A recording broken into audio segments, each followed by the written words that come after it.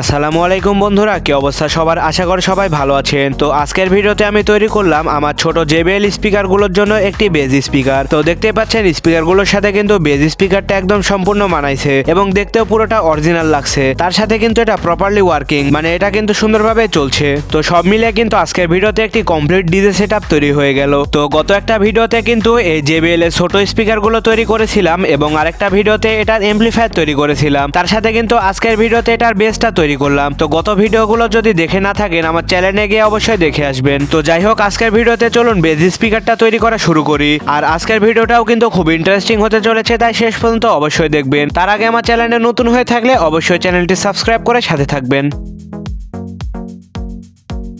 তো এখানে আমি বেজের স্পিকার হিসেবে ব্যবহার করেছি এটা কিন্তু ছোট হলেও প্রচুর পরিমাণে বেস দিতে পারে এবং এটা সাউন্ড কোয়ালিটি অনেক সুন্দর।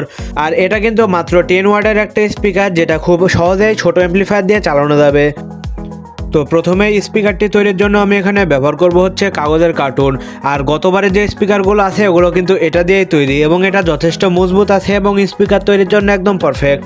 তো চলুন ফার্স্টে এটার ডাইমেনশন অনুযায়ী সুন্দরভাবে মাপ করে নেব এবং এরপর এটা কাটবো। তো প্রথমে এটার ওপরের এবং নিচের অংশের মাপটা নিয়ে নেব এবং এর ভেতরে স্পিকারটা দিয়ে দেখব কতখানি জায়গা লাগছে, তারপরে এটার উচ্চতাটা করব।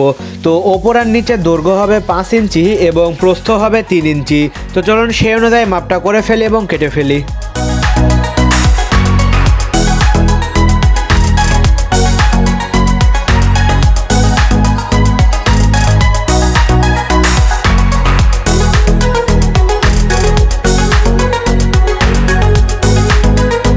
তো দেখতে পাচ্ছেন এগুলো কাটা শেষ। এখন এগুলোর অনুপাতে কিন্তু স্পিকারের যে উচ্চতা আছে সেটা নির্ধারণ করব। তো এখানে যদি আমি স্পিকারটা সোজাসুজি রাখি তাহলে কিন্তু স্পিকারের উচ্চতা অনেক হয়ে যাচ্ছে, যেটা কিন্তু দেখতে ভালো লাগবে না। তার জন্য স্পিকারটা আমি একটু বাঁকাভাবে রাখবো, তাহলে কিন্তু স্পিকারের উচ্চতাও কিছুটা কম হচ্ছে এবং জিনিসটা দেখতেও সুন্দর লাগবে। আর অরিজিনালে বেজ স্পিকারে কিন্তু স্পিকার একটু বাঁকাভাবে থাকে, যেন বেজটা আরও সুন্দরভাবে বের হয়। তো চলুন এটার মাপটা নিয়ে ফেলি। তো এখানে স্পিকারটা এভাবে বাঁকা করে রাখলে কিন্তু 7 সেন্টিমিটার হচ্ছে, মানে এই 3 সাইডে আমি সেভাবে সাইডটা কেটে নেব। তো চলুন এগুলো অফ ক্যামেরাতে দ্রুতই করে ফেলি। তো বন্ধুরা দেখতে পাচ্ছেন এখানে স্পিকারের সমস্ত পার্টগুলো কাটা শেষ। তো এটা হচ্ছে পিছনকার উচ্চতা, এটাতে দিয়েছি হচ্ছে এখানে 7 সেন্টিমিটার এবং চড়াতে 5 ইঞ্চি। তো এটা হচ্ছে উচ্চতা এবং এই দুইটা হচ্ছে দুইটা সাইডের জন্য দুইটা। আর স্পিকারে লাগানোর জন্য কিন্তু আমি আলাদাভাবে আবার দুইটা কেটেছি। এগুলো হচ্ছে এরকম ডিজাইনে কেটেছি, যদিও দেখতে কেউ হাসেন না। এগুলো বিষয় হচ্ছে এভাবে লাগাতে হবে, যেহেতু স্পিকারটা পুরোটাই মানে ক্যাবিনেটের ভেতরে থাকবে। তো চলুন বেশি দেরি না করে স্পিকারটা আমি সুন্দরভাবে কমপ্লিট করে ফেলি।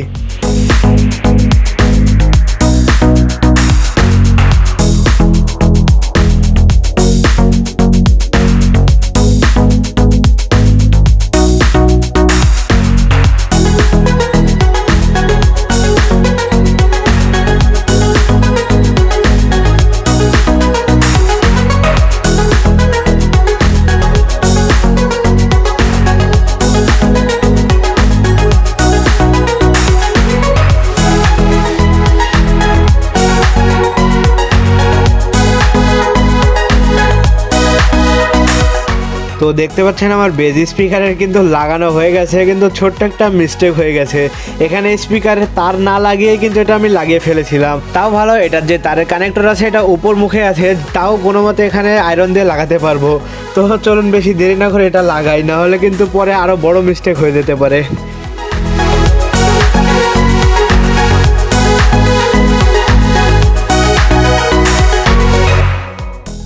তো বন্ধুরা দেখতে পাচ্ছেন আমার বেস কিন্তু তৈরি করা কমপ্লিট। এটার বডি দেখতে মোটামুটি ভালোই লাগছে এবং হচ্ছে অরিজিনালের মতোই লাগছে। এখন শুধু এটার উপরে কালো কাপড় দিয়ে কভার দিতে হবে, যেন দেখতে একদম পুরো রিয়েল লাগে। আর এখানে দেখতে পাচ্ছেন বাতাস বের হওয়ার জন্য নিচে কিন্তু আমি গ্যাপ রেখেছি, এখান দিয়ে মোটামুটি বাতাস বের হবে এবং এটা যথেষ্ট পরিমাণে সাউন্ড দিতে পারবে। তো চলুন বেশি দেরি না করে এটার উপরে সুন্দরভাবে কাপড় লাগিয়ে ফেলি এবং এটা পুরোপুরি কমপ্লিট করে ফেলি। তো বন্ধুরা দেখতে পাচ্ছেন আমার বেস কিন্তু তৈরি কমপ্লিট। আর এখানে কিন্তু আমি সামনে কালো পর্দা দিয়েছি এবং সাইড দিয়ে পুরোটাই কালো পর্দা দিয়ে কভার করেছি।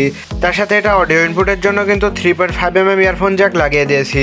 আর এটাতে অডিও ইনপুট দেবো হচ্ছে এই ছোটো মিক্সার থেকে, যেটা গত ভিডিওতে দেখেছিলেন যে এখান থেকে আমি একটা বেজের আউটপুটের জন্য কানেকশন করেছিলাম মডিফাই করে। তো এখান থেকে কিন্তু আমার সম্পূর্ণ সেট আপ হবে। তো চলুন সাউন্ড টেস্টটা করে ফেলি। তো এগুলো সাউন্ড টেস্ট করার জন্য কিন্তু সমস্ত সিস্টেম আমি এখানে সেট আপ করে রেখেছি। তো এখানে দেখতে পাচ্ছেন একটা পাওয়ার ব্যাঙ্কের মাধ্যমে আমি পুরো সিস্টেমটাকে পাওয়ার দিয়েছি এবং এই মিক্সার থেকে কিন্তু সমস্ত কানেকশন আউট হয়েছে।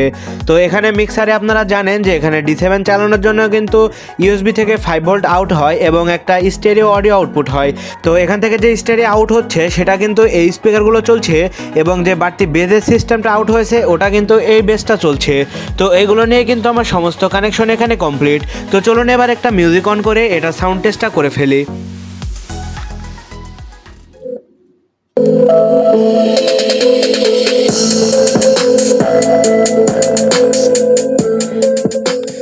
তো এখন যে সাউন্ডটা আপনারা শুনতে পাচ্ছেন এটা কিন্তু তিনটা স্পিকারে সমানভাবে হচ্ছে, মানে নিচের স্পিকারে বেজ এবং ওপরকার দুইটাতে সাউন্ড। তো চলুন এই জিনিসটার একটু তারতম্য আপনাদের বোঝায়, মানে শুধুমাত্র বেসটা আপনাদের একটু চালিয়ে দেখায়। তার জন্য এখানে আমি যে কাজটা করব, এই D7 এর লাইনটা আমি খুলে দেব USB থেকে। তো ওপরকার স্পিকারের ইউএসবিটা খুলে দেওয়ার পরে এখন যদি ভলিউম বাড়াই তাহলে কিন্তু পুরো শুধু বেসটা শুনতে পাবেন নিচের স্পিকারের।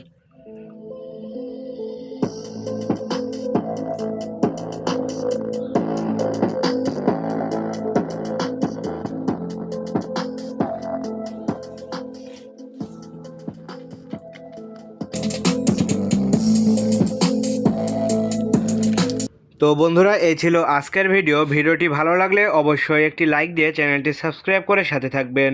আর পরবর্তী ভিডিওতে কি দেখতে চান অবশ্যই কমেন্টে জানিয়ে যাবেন। তো ধন্যবাদ সবাইকে সম্পূর্ণ ভিডিওটি দেখার জন্য।